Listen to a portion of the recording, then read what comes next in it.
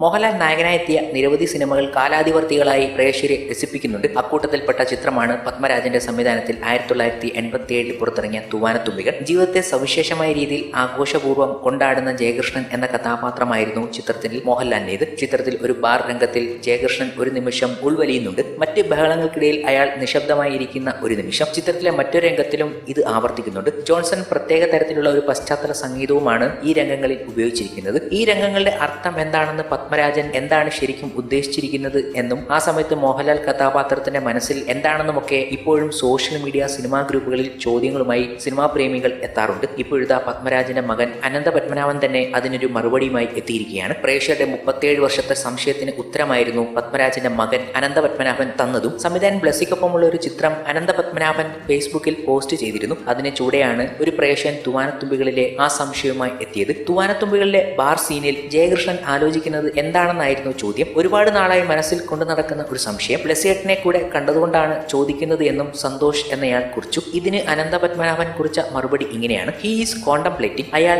ചിന്താമഗ്നനാകുന്നു എന്നാണ് തിരക്കഥയുടെ ആദ്യ പകുതിയിൽ കുറിച്ചത്. അത് തുടർ പകുതിയിൽ ആകാം. ഇൻട്രസ്പെക്ഷൻ, ആത്മപരിശോധന ആകാം. അയാളിലെ ഗൗരവമുഖം വെളിവാക്കുന്നത് അവിടെ മാത്രമാണല്ലോ. അതുവരെയും പൊട്ടൻകളി കളിച്ച് നടക്കുന്ന, അതുവരെ കാണാത്ത ഒരു അകം ആണ് ആ ചിന്താ നിമിഷം കൊണ്ട് ഉദ്ദേശിച്ചത്. അനന്തപത്മനാഭന്റെ മറുപടി ഇങ്ങനെയായിരുന്നു: പുതിയടത്ത് ഉണ്ണിമേനോൻ എന്ന വ്യക്തിയുടെ ജീവിതത്തിൽ നിന്ന് പ്രചോദനം ഉൾക്കൊണ്ട് പത്മരാജൻ സൃഷ്ടിച്ച കഥാപാത്രമായിരുന്നു ജയകൃഷ്ണൻ. സുമലത, പാർവതി, അശോകൻ, ബാബു നമ്പൂതിരി തുടങ്ങിയവർ പ്രധാന കഥാപാത്രങ്ങളെത്തിയ ചിത്രത്തിന് വേണ്ടി പെരുമ്പാവൂർ ജി രവീന്ദ്രനാഥ് ഒരുക്കിയ ഗാനങ്ങളും ജോൺസന്റെ പശ്ചാത്തല സംഗീതവും മലയാളികൾ മറന്നിട്ടില്ല. മോഹൻലാലിന്റെ ഏറ്റവും റിപ്പീറ്റഡ് വാല്യൂ അറിയിക്കുന്ന സിനിമകളുടെ കൂട്ടത്തിൽ തൂവാനത്തുമ്പികളും ഉണ്ട്. ഇന്നും തൂവാനത്തുമ്പികളെ കുറിച്ചുള്ള തിയറികളും കഥപറച്ചിലുകളും വിശകലനങ്ങളും വലിയ രീതിയിലുള്ള ചർച്ചകളും ഒക്കെ സോഷ്യൽ മീഡിയയിൽ സിനിമാ പ്രേമികൾക്കിടയിൽ നടക്കാറുണ്ട്. പല ഗ്രൂപ്പുകളിലും ഇത് വലിയ ചർച്ചകളായി എപ്പോഴും വരാറുണ്ട്. സിനിമയുടെ ഓരോ വർഷം ആഘോഷിക്കുമ്പോഴും പുതിയ കഥകൾ ഈ ചിത്രവുമായി ബന്ധപ്പെട്ട് അവർക്ക് പറയാനുമുണ്ട്. അങ്ങനെ എക്കാലത്തും ആഘോഷിക്കപ്പെടുന്ന ഒരു ചിത്രം പത്മരാജന്റെ തൂവാനത്തുമ്പികൾ ഇന്നും ഒരു ഗംഭീര ചിത്രമായി ആഘോഷിക്കപ്പെടുമ്പോൾ അതിലെ